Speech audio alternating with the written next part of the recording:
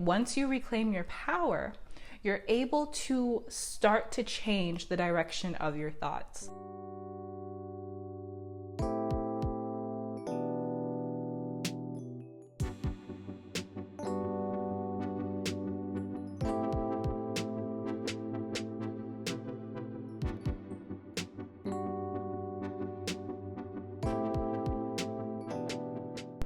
Hi guys, welcome back to my channel. And if you are new, welcome.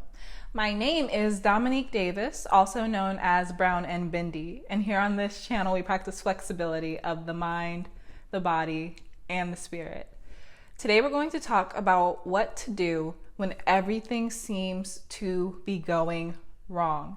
You guys know that I believe that every choice that we make leads us to a different reality. So sometimes when things are going wrong, we can become so overwhelmed by fear that we begin to make fear-based choices, and that can lead to us spiraling to a point where our vibration becomes more rooted in fear than faith.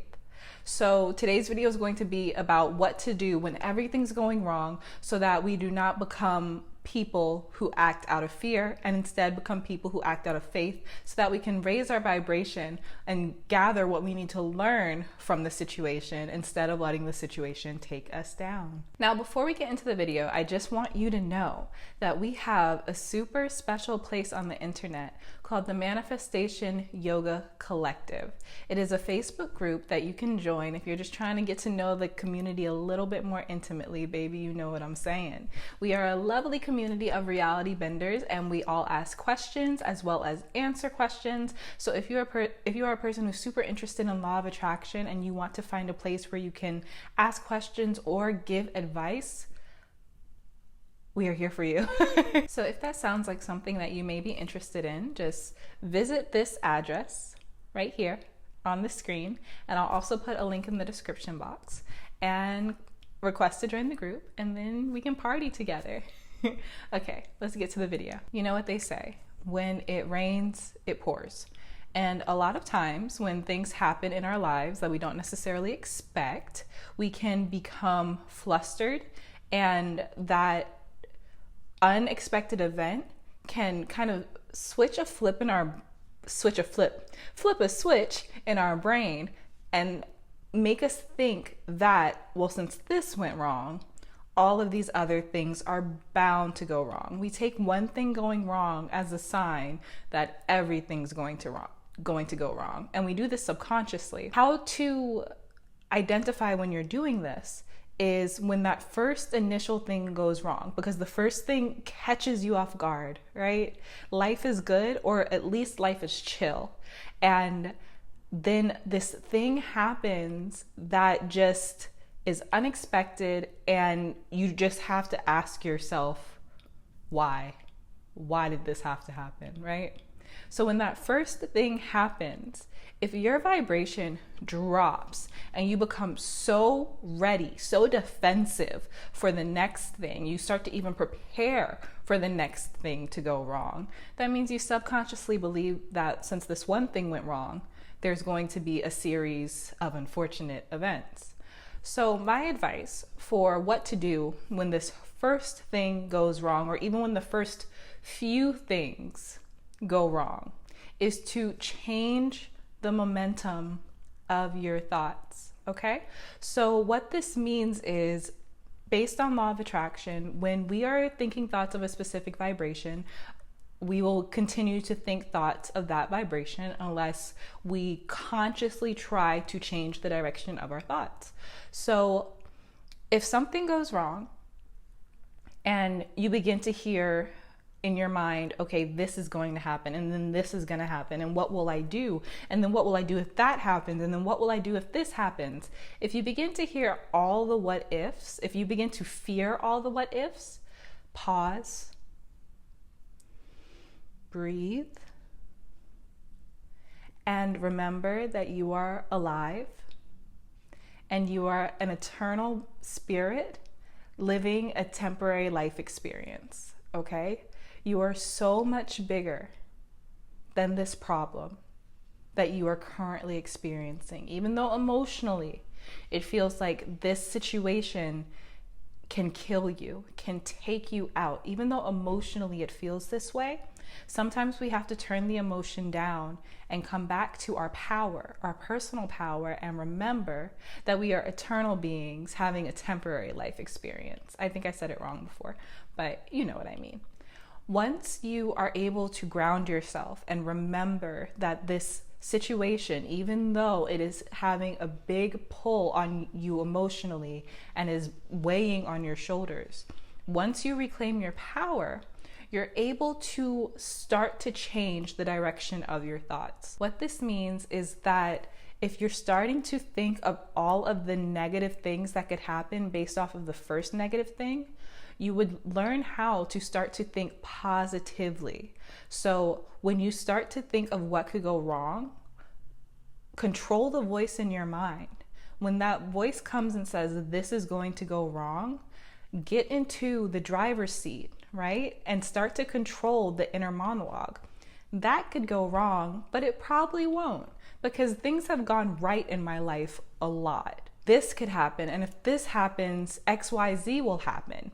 Instead of saying that, with the voice in your head, say to yourself, that could happen, and if it does, I will be okay. I will overcome it because I always overcome it. I want to quickly talk about toxic positivity versus solution-based thinking. I know that a lot of you may have been triggered by what I just said when I said start to think more positive thoughts. And I completely understand that sometimes you're not immediately in a place to start thinking positive thoughts. Take your time and change the narrative when you're ready. When you're tired of feeling the way that you feel, when you're tired of holding the vibration that you hold, that is when you would start to flip those thoughts. But you can only do that when you are ready to. We all need to process and feel our emotions, especially when things happen in our lives that change our lives in ways we don't predict. So take your time. Toxic positivity implies that when we think of something negative, we throw the negative thought away without understanding the significance of the thought. So if a negative thought comes up, pay attention to it, because being able to pay attention to it will allow you to figure out how you want to find a positive spin on it. Remember that everything in life is perspective. So if something negative happens to you and you feel yourself drowning in negative emotion, begin to find the other side of the coin. We're not doing this for the sake of being positive. We're doing this so that we can prime our brain and give ourselves perspective. If something bad happens to you, that doesn't mean that something bad didn't happen to you. That means that something bad happened to you, but there may be a positive repercussion to that negative event. And what I'm asking is for you to find stillness emotionally so that you can find that positive side. What that will do is allow your mind to find a place of neutrality.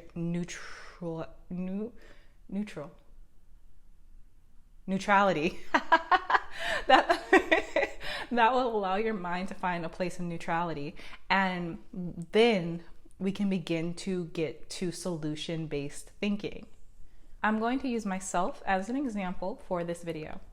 About 4 years ago, my then boyfriend and I were struggling financially. And that is because we had a 1-year-old and I couldn't work, and he was the only one who was gaining income at the time. And it kind of put us in a financial place. And if anyone's experienced this, when you're living above your means, it doesn't happen in a way where like you wake up and you're just like, oh, I'm broke. What tends to happen is when you live above your means, very slowly you realize you have less money for things. For example, the electric bill's a little bit harder to pay. Rent is a little harder to pay. Different necessities are harder to obtain. And it seems to get harder and harder and harder the more time goes by, because as you live above your means, you widen that financial gap, right? So I was able to find a solution, And spoiler alert, that solution was moving in with my mom. I want to tell you guys how I got to that place, because moving in with my mom was a really big decision. Any adult who moves back in with their parent, especially if they're in a relationship with a child, is making a decision based on faith. And faith only. So the reason I say this is because if I had not moved in with my mom, I would not have been with my mom so that I could make 2 videos a week for YouTube. So, because she watched my son while I did that. If I did not move in with my mother, I would not have had the emotional space to pick up a meditation practice. If I did not move in with my mom, I would not have lived around the corner from one of my favorite yoga studios to this day. So there's a lot of significance in that decision, but I didn't know that when I made the decision. So let's talk about how we can get to a decision and have faith in that decision and allow for our lives to unfold by making a faith-based choice. When everything around you seems to be going wrong, you can get to this place where you feel almost numb, where you feel like no matter what, nothing's gonna go right. So you just want to lie still as life punches you, right? That's a horrible way to put it, but if you know what I'm saying, you know what I'm saying. So when you get to that place, I personally thought it was easy to do this, but know yourself. And if this step isn't for you, then do not do this step. But this step always works wonders for me. When you're at this place where you feel like nothing else could make this situation better, that life is just on a downward slope, I invite you to define your worst case scenario. What is the worst thing that could happen? Because a lot of times when we're in this place, the fear, the chemical of fear and the chemical of anger, frustration, and all the lower vibrational things that we're starting to feel can take everything over. It can take over our body, it can take over our mind. And because of this, we can look at our situation and we feel in our bodies how much the situation displeases us. But there's a disconnection between the feeling in our body and our mind, because our body feels so upset about the situation. In our mind, we think it's the end of the world. So I invite you, if you're in this place, to define your worst case scenario, because defining this worst case scenario will give you perspective. Going back to my example, when our finances were dwindling, I remember I was so scared. I was so scared. I was holding my baby, paying for formula. Formula is so expensive. I remember every time I would get formula, I would have a panic attack. Oh gosh, life. And I just wanted to feel okay. I just wanted to feel some sense of power. So I sat down and I thought, what am I afraid of? What am I so afraid of? Like, what am I about to face so I could face it head on? And I just went through it. I said, I could be homeless. I can be homeless with my baby on the street.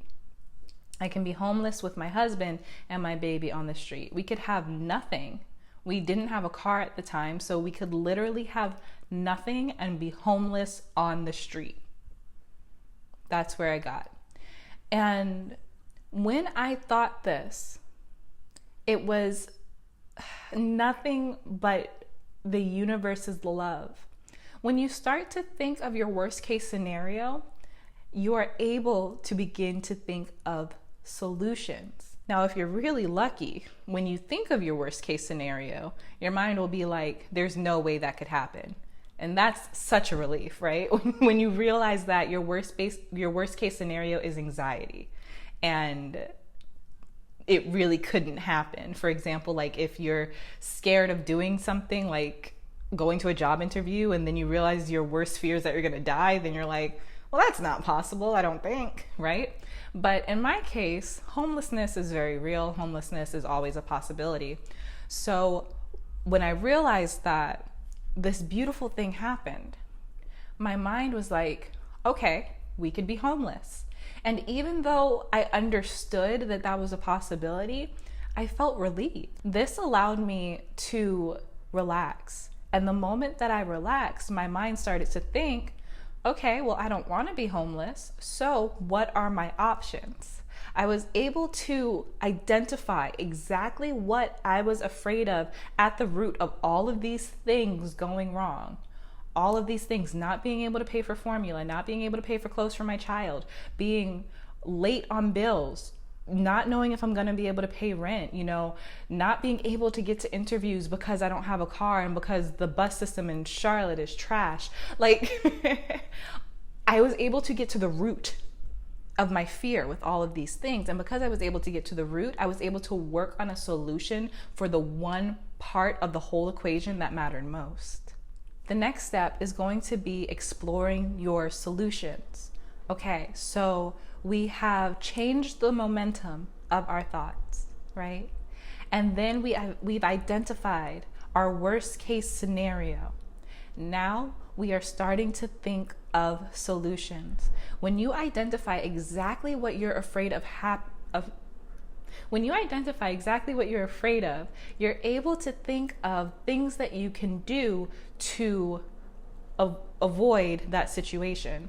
So when I realized that I didn't want to be homeless with my family, I thought of a few different solutions. I thought, okay, we can do month to month at a hotel.